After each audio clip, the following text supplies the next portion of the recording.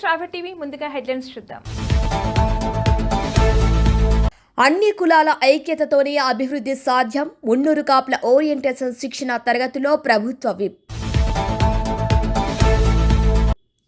Megastar కే shock ఇచ్చిన GHMC, హైకోర్టుకు వివాదం.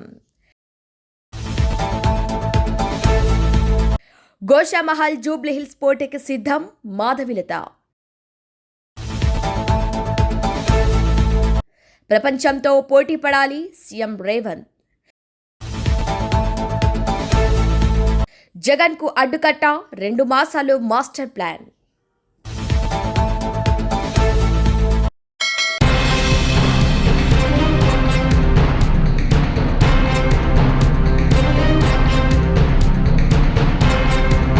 కులమతాలకు అతీతంగా ఐక్యతతో ముందుకు సాగుతేనే రాజకీయ మనుగడ సాధ్యమవుతుందని ప్రభుత్వ విప్ వెమ్లవాడ ఎమ్మెల్యే ఆది శ్రీనివాస్ అన్నారు. మున్నూరు కాపులకు రాజకీయ పార్టీల తరహాలో ఓరియంటేషన్ శిక్షణ తరగతులు నిర్వహించడం శుభ పరిణామమని అన్నారు. బడుగు బలహీన వర్గాలు ఏకతాటిపై రావాల్సిన అవసరం ఉందని అన్నారు. చందానగర్లోని సుప్రజ గార్డెన్స్లో మంగళవారం మున్నూరు కాపులకు ఒకరోజు ఓరియంటేషన్ శిక్షణ తరగతుల సదస్సుకు ఆది శ్రీనివాస్ ముఖ్య అతిథిగా విచ్చేసి ప్రసంగించారు. కార్యక్రమానికి మున్నూరు కాపు సంఘం తెలంగాణ రాష్ట్ర అధ్యక్షులు సర్దార్ పుటం పురుషోత్తంరావు పటేల్ అధ్యక్షత వహించారు. ఈ సందర్భంగా ఆది శ్రీనివాస్ మాట్లాడుతూ గతంలో కాంగ్రెస్ పార్టీ ఆధ్వర్యంలో ఇలాంటి శిక్షణ తరగతులు నిర్వహించామని అన్నారు. మున్నూరు కాపుల నాయకత్వం గ్రామ స్థాయిలో బలోపేతం చేయాలని సూచించారు. ఆత్మ గౌరవ భవనం కోసం గత ప్రభుత్వం మంజూరు చేసిన 5 కోట్ల రూపాయలు తిరిగి మున్నూరు కాపు భవన నిర్మాణం కోసం మంజూరయ్యేలా కృషి చేస్తానని, అదేవిధంగా అందులో మున్నూరు కాపుల పేరు చివరన పటేల్ అని వచ్చేలా గెజిట్లో నమోదయ్యేలా కృషి చేస్తానని ఆది శ్రీనివాస్ హామీ ఇచ్చారు. మున్నూరు కాపు సంఘం రాష్ట్ర అధ్యక్షులు సర్దార్ పుటం పురుషోత్తంరావు పటేల్ మాట్లాడుతూ రాజకీయాలకు అతీతంగా మున్నూరు కాపుల సంక్షేమం కోసం సంఘ నిర్మాణ కార్యక్రమం ఉంటుందని అన్నారు. వామపక్షాలు తదితర పార్టీల తరహాలో మున్నూరు కాపులకు ఒకరోజు శిక్షణ తరగతులు నిర్వహించడం మున్నూరు కాపు సంఘానికే గర్వకారణమని అన్నారు. టీఎస్సీ పీఎస్ మాజీ సభ్యులు విఠల్, జలమండలి కార్పొరేషన్ మాజీ చైర్మన్ వి ప్రకాష్, రౌతు కనకయ్య, మున్నూరు కాపుల విద్యావంతుల వేదిక రాష్ట్ర అధ్యక్షులు మల్లికార్జున్ ససాల ఓరియంటేషన్ శిక్షణ తరగతులలో వివిధ అంశాలపై బోధించారు. ఈ కార్యక్రమంలో జిల్లా గ్రంథాలయ సంస్థ చైర్మన్ సత్తు మల్లేష్, అపెక్స్ కమిటీ సభ్యులు మీసాల చంద్రయ్య, తూడి ప్రవీణ్, సంఘం రాష్ట్ర ప్రధాన కార్యదర్శి పెద్ది పెంటయ్య, వర్కింగ్ ప్రెసిడెంట్లు డాక్టర్ బుక్క వేణుగోపాల్, డాక్టర్ జేఎన్ వెంకట్, చల్ల హరిశంకర్, మహిళా వింగ్ ప్రెసిడెంట్ బండి పద్మ, కోశాధికారి సత్యనారాయణ ప్రసంగించగా ఉపాధ్యక్షులు వాసాల వెంకటేశ్వర్లు, రాష్ట్రంలోని నియోజకవర్గ కోఆర్డినేటర్లు, జిల్లా అధ్యక్షులు, ప్రతినిధులు తదితరులు పాల్గొన్నారు.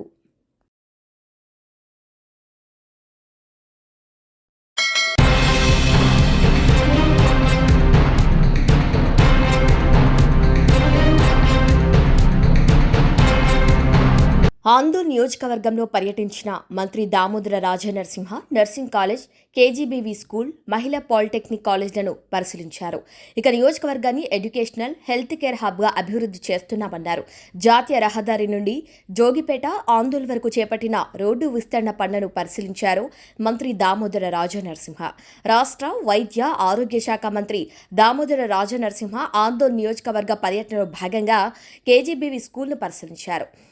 సిఎస్ఆర్ నిధులతో ఆధునికంగా నిర్మించిన digital class rooms, computer lab, kitchen, విద్యార్థులకు అందిస్తున్న మెనూను పరిశీలించారు. విద్యార్థులతో మాట్లాడారు. వారి సమస్యలను అడిగి తెలుసుకున్నారు. ఆందోళ్ జోగిపేట నియోజకవర్గంలో అన్ని పాఠశాలల్లో మౌలిక వసతులను సమకూర్చుతున్నామన్నారు.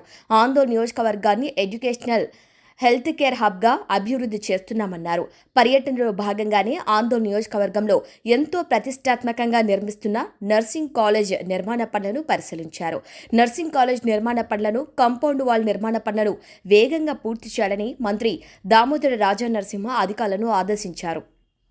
వీటితో పాటు మహిళా పాలిటెక్నిక్ కాలేజ్ని పరిశీలించారు. నాందేడ్ జాతీయ రహదారి ఫ్లైఓవర్ నుండి ఆందోళ్ జోగిపేట పట్టణానికి 4 వరుసల రహదారి నిర్మాణ పనులను కూడా పరిశీలించారు. రహదారి నిర్మాణం శరవేగంగా పూర్తి చేయాలని అధికారులను ఆదేశించారు.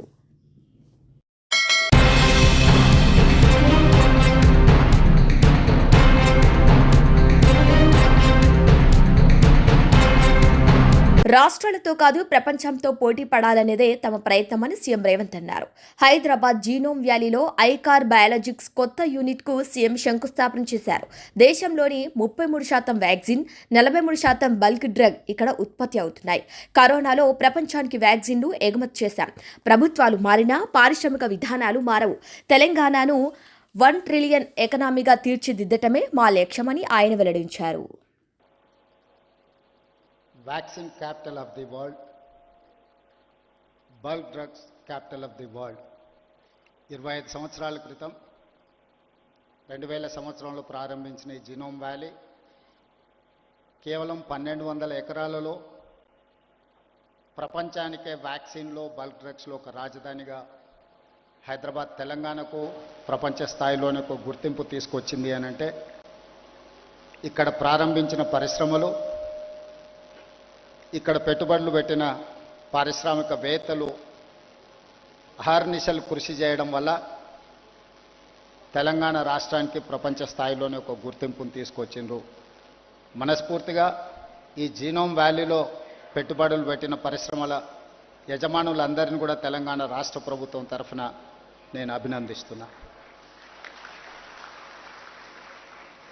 ఈరోజు దేశంలోనే వ్యాక్సిన్ ఉత్పత్తిలో 33% కేవలం జీనోమ్ వ్యాలీ నుంచే మనం ఉత్పత్తి చేస్తున్నామంటే, అదేవిధంగా బల్క్ డ్రగ్స్లో 40% ఈ ప్రాంతం నుంచే ఉత్పత్తి చేస్తున్నాము అని అంటే ఇక్కడి పరిశ్రమలు, పారిశ్రామికవేత్తలు ఎంత నిబద్ధతతో పనిచేస్తూ ఈరోజు దేశానికే పేరు తీసుకొచ్చు. అదే కాకుండా కోవిడ్ ప్రపంచాన్నే భయపెడుతున్న సందర్భంలో కోవిడ్ పేరు తలుసుకోవడానికే, కోవిడ్ వచ్చింది అని అంటే కుటుంబ సభ్యులు కూడా వాళ్ళని తాకడానికి, వాళ్ళని చూడడానికి భయపడుతున్న సందర్భంలో జీనోమ్ వ్యాలీ నుంచే మనం వ్యాక్సిన్ను తయారు చేసి ప్రపంచ దేశాలకు, దాదాపుగా 100 దేశాలకు ఇక్కడి నుంచే మనం వ్యాక్సిన్ అందించినామంటే ఆ గొప్పతనం కూడా ఇక్కడి పారిశ్రామికవేత్తలది, ఇక్కడి పరిశ్రమలు ఉత్పత్తి చేసిన వ్యాక్సిన్ అని చెప్పి తెలంగాణ రాష్ట్ర ప్రభుత్వం గర్వంగా చెప్పుకుంటుంది. ఈరోజు తెలంగాణ రాష్ట్ర ప్రభుత్వం, పార్టీలు ప్రభుత్వాలు మారినా విధానాలు మారలేదు. దాదాపుగా 1994 నుంచి 10 సంవత్సరాలు టీడీపీ ఉన్నా, 10 సంవత్సరాలు కాంగ్రెస్ పార్టీ ఉన్నా, 10 సంవత్సరాలు బీఆర్ఎస్ ఉన్నా, ఇప్పుడు మేము అధికారంలోకి వచ్చిన పరిశ్రమల యొక్క పాలసీస్ విషయంలో కానీ, ఇన్సెంటివ్స్ విషయంలో కానీ, పరిశ్రమలకు అనుమతులు ఇచ్చే విషయంలో కానీ విధానపరమైన నిర్ణయాలలో మెరుగుపరుచుకుంటూనే ముందుకు వెళ్ళినాం తప్ప ఎక్కడ కూడా పరిశ్రమలకు ఇబ్బంది కలిగే విధంగా, పారిశ్రామిక విధానాన్ని ముందుకు తీసుకెళ్లే విధంగానే ప్రభుత్వాల నిర్ణయాలు ఉన్నాయి. ఇప్పుడు మా ప్రభుత్వం కూడా ఈ విధానాన్ని ఇంకా వేగంగా, మెరుగైన విధానాలను తీసుకొచ్చి ఈరోజు ఈ దేశంలో పెట్టుబడులను ముఖ్యంగా తెలంగాణ రాష్ట్రానికి ఆకర్షించాలనే ప్రయత్నం చేస్తున్నాం. నేను, మా మిత్రుడు శ్రీధర్ బాబు గారు ఈ 18 నెలల్లో దాదాపుగా 3,28,000 కోట్ల రూపాయల పెట్టుబడులు తెలంగాణ రాష్ట్రానికి ఆకర్షించి ఈరోజు డేటా సెంటర్స్కి హైదరాబాద్ ఈజ్ ద ప్లేస్. ఈరోజు జీసీస్కి దేశంలోనే మొట్టమొదటి స్థానం హైదరాబాద్ నగరానికి ఉంది. ఈ మధ్య బయోఫార్మసైడ్ కానీ ఇతర పరిశ్రమలను ఆకర్షించడంలో కూడా తెలంగాణ రాష్ట్ర ప్రభుత్వం అన్ని రాష్ట్రాల కంటే ముందుండి ఈరోజు తెలంగాణ రాష్ట్ర ప్రభుత్వం కర్ణాటకతోనో, ఆంధ్రప్రదేశ్తోనో, లేకపోతే మహారాష్ట్రతోనో, ఇతర రాష్ట్రాలతో పోటీ పడడం కాదు, ప్రపంచ దేశాలతోనే పోటీ పడాలని, ప్రపంచంలో ఉన్న అధునాతనమైన విధానాలను, పరిశ్రమలను ఇక్కడికి ఆహ్వానించాలని Telangana rising 2047. We wanted to dedicate our policy on December 9, 2025. That is Telangana Rising 2047. Our target is 2035. We wanted to reach $1 trillion economy from Telangana state. We wanted to achieve by 2047 $3 trillion economy of this country. Government of India is targeted for $30 trillion economy by 2047. We wanted to contribute ourselves 10% of the Indian government economy. So we wanted to make sure our policies, our permissions, our infrastructure we wanted to develop up to the mark. We wanted to create a China plus one country. Now, the entire world after COVID, they are searching for China plus one country. They wanted to shift their investments. They wanted to take one more place to produce their, whatever their investments and their production. Now, Taiwan is the place, but Taiwan is a spillover. Now, everyone is focusing China plus one. Most of the investors are looking towards India. But my point is, I wanted to create alternate China plus one in Telangana state, Hyderabad. So that is why we are working hard to create an atmosphere and infrastructure and policies.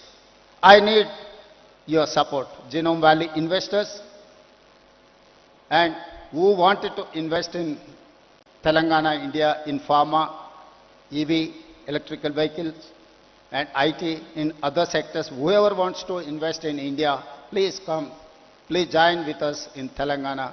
We are there to support, we are there to encourage, we are there to give incentives and permissions. Thank you.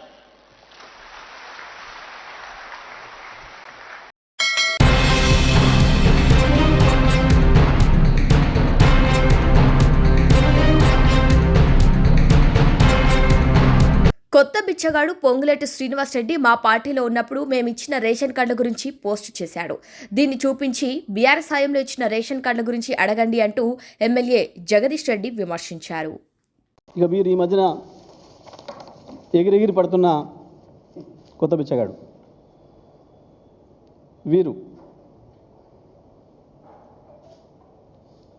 Ponguleti Srinivasa Reddy గారు. ఏంటిది?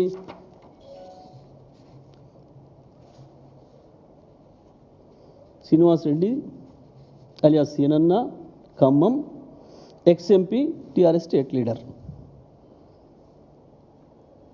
Okay కదా? ఇవి మేము సృష్టించినవి, మా ఏఐతను సృష్టించినవి కావు కదా? Okay. ఒకసారి ఎవరన్నా పత్రికా మిత్రులు వారి పత్రికా సమావేశాలకు హాజరైన వాళ్ళు ఎవరు ఉంటే దయచేసి ఇవి చూపించి ఒక్కసారి ప్రశ్న అడగాల్సిందిగా విజ్ఞప్తి చేస్తాను.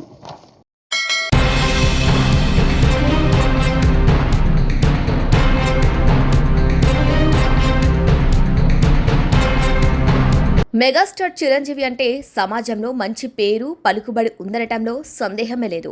పైగా వినమ్రుడు, వివాదరహితుడు కూడా. దీంతో ఆయన ఏం చెప్పినా, ఏం చెయ్యాలని అనుకున్నా ఆ పనులు క్షణాల్లో జరిగిపోతుంటాయని అందరూ అనుకుంటారు.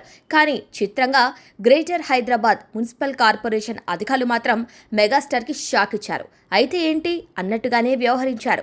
దీంతో చిరు హైకోర్టుకు వెళ్లి అధికారులను కదిలించారు. హైదరాబాద్లోని జూబ్లీ హిల్స్లో చిరంజీవికి సొంత నివాసం ఉన్న విషయం తెలిసిందే. ఉమ్మడి రాష్ట్రంలో 2000 సంవత్సరంలో సీఎంగా ఉన్న చంద్రబాబును కలిసి ఇంటికి సంబంధించిన అనుమతులు తెచ్చుకున్నారు. G+2 ఇల్లు కట్టుకున్నారు. అయితే దీనిని రెనోవేషన్ చేసుకోవాలని నిర్ణయించుకున్నారు.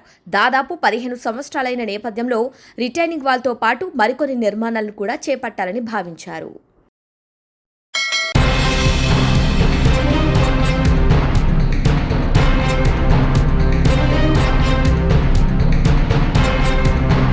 హైదరాబాద్లో ఇందిరా పార్క్ వద్ద బీసీ ప్రజాప్రతినిధుల ఫోరం ఆధ్వర్యంలో బీసీల మహాధర్నాలో తెలంగాణ బీసీ మాజీ మంత్రులు, ఎంపీలు, ఎమ్మెల్యేలు, ఎమ్మెల్సీలు పాల్గొన్నారు.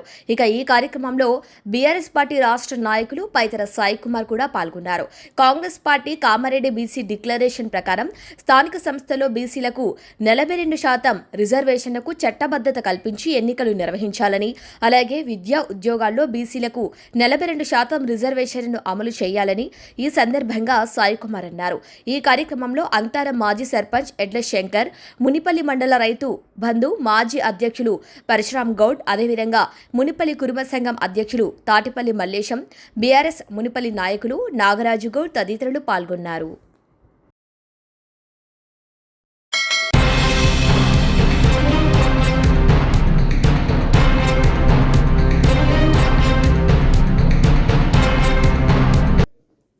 జగన్ కు అడ్డుకట్ట వేసే విషయంలో కూటమి ప్రభుత్వంలో సీనియర్ నాయకులు తర్జన భర్జన పడుతున్నారు.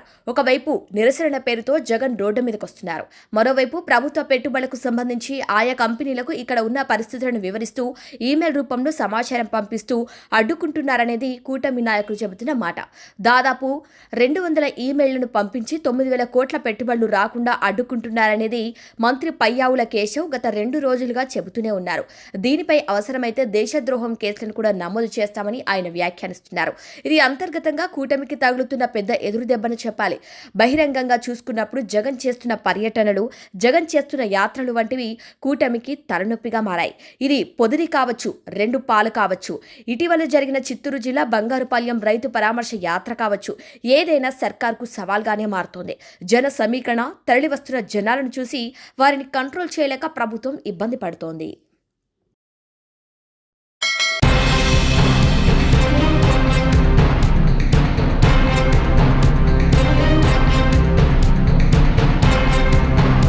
బీజేపీ మద్దతు లేకుండా రాజాసింగ్ ఎమ్మెల్యేగా గెలిచాడా అని మాధవిలత ప్రశ్నించారు. మహిళలను ఇతర మతాలవని దూషించడం హిందుత్వమని ఫైర్ అయ్యారు. హైదరాబాద్ ఎంపీ ఎన్నికల్లో రాజాసింగ్ తనకు సహకరించపోవటాన్ని తప్పుబట్టారు. జూబ్లీహిల్స్, గోషామహల్ ఎక్కడ పోటీ చేయమన్నా పోటీ చేస్తారని చెప్పారు.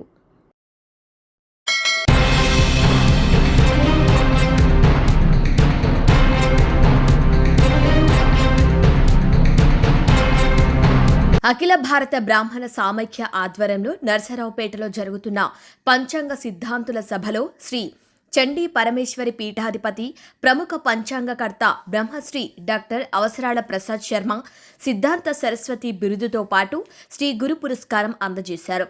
ఈ కార్యక్రమంలో అఖిల భారత బ్రాహ్మణ సామైక్య అధ్యక్షులు ఇంద్రగంటి ప్రసాద్, బుట్టేవారు, బీవీఎస్, నిట్టల కృష్ణప్రసాద్, అనేక మంది పంచాంగకర్తలు పాల్గొన్నారు. సిద్ధాంత సరస్వతి, సిద్ధాంత సరస్వతి, సిద్ధాంత సరస్వతి అని తెలుగులో ప్రదానం చేయాలి.